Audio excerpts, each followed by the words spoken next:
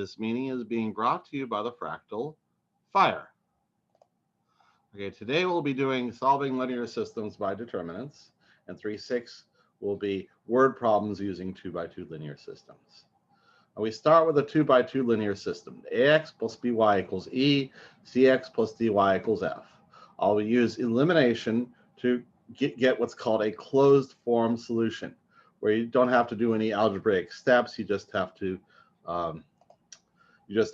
put in the numbers and turn the crank. So ax plus by equals e, cx plus dy equals f. First, let's eliminate y's by rescaling this first equation by d, and this one by negative b. So you get adx plus bdy equals ed, and then this becomes minus bcx minus bdy equals minus bf. The idea being that when you add these two equations, these terms cancel out. And all that's left is AD minus BC times X equals ED minus BF. Then we divide by AD minus BC, and we get X equals ED minus BF over AD minus BC. Hills and Searles, excuse me. Okay. So that's a value for X. For Y, we eliminate the X's by rescaling the first equation by minus C and the second equation by A. So the first equation then becomes minus ACX minus BCY equals minus EC. Second equation becomes ACX plus ADY equals AF. Now when we add these equations, the X terms cancel. We're left with AD minus BC times Y equals AF minus EC. Then you divide by AD minus BC, and you get Y equals AF minus EC over AD minus BC. This is, like I say, a closed form solution. You don't need to do any more algebra. All that is done. The difficulty is, okay, so that's nice, but it'd be really nice if we could put these in a way which is memorable. Now, okay, it's pretty obvious. This is equal to a product minus product over product minus product, same here. And in the denominator, it's AD minus BC for both of them. That's convenient. And the numerator, we have an E where an A is and F where a C is. That's for X. For Y, there's E where a B is and F where a D is. Okay, so I'm going to show you a notation called determinants, which makes this easy to remember. We'll define the determinant of a 2x2 matrix, RSTU, as RU minus ST. And we'll denote it by putting these lines around it, like it's an absolute value, though it isn't really. So RU minus ST if you ever get rusty. So then, going by this AD minus BC is the determinant of ABCD, the coefficient matrix.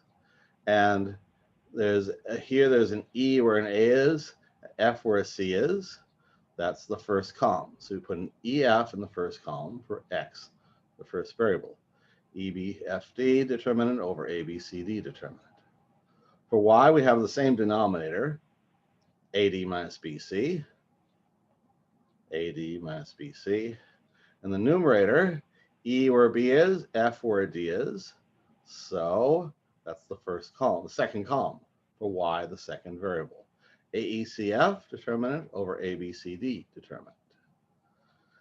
So you put this together with this, and this is called Cramer's rule. It is, like I say, a closed form solution. You just turn in the numbers and turn the crank and you're done. So for example, we're going to do some examples. Here's the determinant of 2, 3, 2, 5. What is it? Well, main diagonal is 2 times 5 minus opposite diagonal is 2 times 3. It'll be 10 minus 6, which makes 4. Here we have negative 6, negative 2, 15, 4. What is its determinant? Main diagonal is negative 6 times 4 minus opposite diagonal is 15 times negative 2. That's negative 24 minus a negative makes plus 30, therefore 6. Now here we have a very simple 2x2 system. X plus y equals 6, x minus y equals 2. So in the denominator for both x and y, we put 1, 1, 1, negative 1 determinant here and here. In the numerator for x, we put 6 and 2 in the first column, 6, 1, 2, negative 1. For y, the second variable, we put 6, 2 in the second column, so 1, 6, 1, 2. Now, okay, all the substituting is done, and all you really need to do is turn the crank. In the numerator, 6 times negative 1 is 6, minus 2 times 1 is minus 2. In the denominator, 1 times negative 1 is negative 1, minus 1 times 1 is minus 1.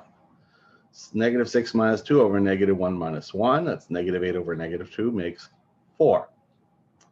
For y, 1 times 2 is 2, minus 1 times 6 is 6.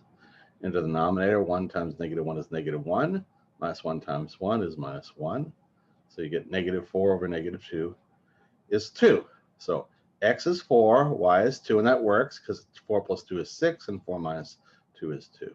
So there you go, it's done. Here we have the system. 3x minus 4y is 9, 4x plus 2y is 8. So we put 3, negative 4, 1, 2 in the denominator here and here. We put 9, 8 in the first column for x, so 9, 8, negative 4, 2. For y, we put 9, 8 in the second column, and we bring up the first column, 3, 9, 1, 8, like here. So 9 times 2 is 18, minus 8 times negative 4 is minus a negative 32, makes it 50. 3 times 2 is 6, minus 1 times negative 4 is minus a negative 4, 10. 50 over 10 makes 5. Now, one of the nice things about Cramer's rule is that having determined that this is 10 for x, we use the same 10 for y in the denominator. In the numerator, 3 times 8 is 24. 1 times minus a 1 times 9 is minus a 9. So it's 15 over 10, or 1.5. So the solution is x is 5, y is 1.5. Here we have 3x plus 2y equals 11, 6x plus 4y equals 11. So we put 3, 2, 6, 4 in the denominator, and 11, 11 in the numerator, first column. 11, 2, 11, 4, 3, 2, 6, 4. In the numerator, 11 times 4 is 44, minus 11 times 2 is 22. In the denominator, 3 times 4 is 12, minus 6 times 2 is 12. Because we get a 22 over 0. Divide by 0, that means it's an infinity. And you'll also get an infinity for y, because you'll get the same 0 in the denominator. So infinity, which means that these are parallel lines, there's no solution, or you can say the solution is all the way over at infinity, off on the horizon. In any case, no finite numbers fit this. Here's 3 times 2 equals 11. 3x plus 2y equals 11, excuse me. 6x plus 4y is 22. We do the same thing, 3, 2, 6, 4 in the denominator. For x, we put 11 and 22 in the first column. 11, 2, 22, 4. So 11 times 4 is 44, minus 22 times 2 is 44. 3 times 4 is 12, minus 6 times 2 is 12. 44 minus 44 over 12 minus 12, that's 0 over 0. That's an indefinite ratio. It can be anything.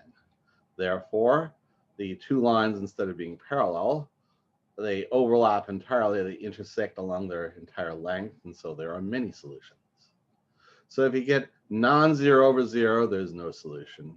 If you get 0 over 0, there's many solutions. Now, there's the same thing we can do with, there's a Cramer's like rule for 3 by 3 systems, and it involves doing 3 by 3 determinants. They're also 4 by 4, 5 by 5, and so on, but frankly, they are of limited use. It takes more and more terms. So A, B, C, D, E, F, G, H, I is what we do to evaluate it. We put first two columns outside. A, B, D, E, D, E, G, H, G, H. And I draw these downward diagonals and these upward diagonals. You take products along the downward and upward diagonals, and we add all the products along the downward diagonals minus all the products along the upward diagonals. So AEI plus BFG plus CDH here minus GEC here minus HFA here minus IDB here. Then here's a 3 by 3 Cramer's rule as follows.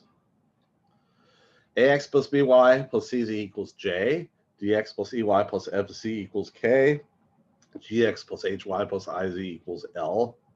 Now for X, Y, and Z, we have the coefficient matrix determinant in the denominator. A, B, C, D, E, F, G, H, I, here, here, and here. For x, we put jkl, the first variable, we put into the first column, the other two columns like below. For y, the second variable, we put jkl in the second column, the other two columns like below. And for z, the third variable, we put jkl in the third column, these first two columns like below. So here's some examples. 1, -4, 1, 3, 0, -2, 3, 1, -2, what is it? We write that determinant, then we put the first two columns outside. 1, 3, 3 here, -4, 0, 1 here. And okay, we take products along downward diagonals minus products along upward diagonals. 1, 0, 2 here, which is 0.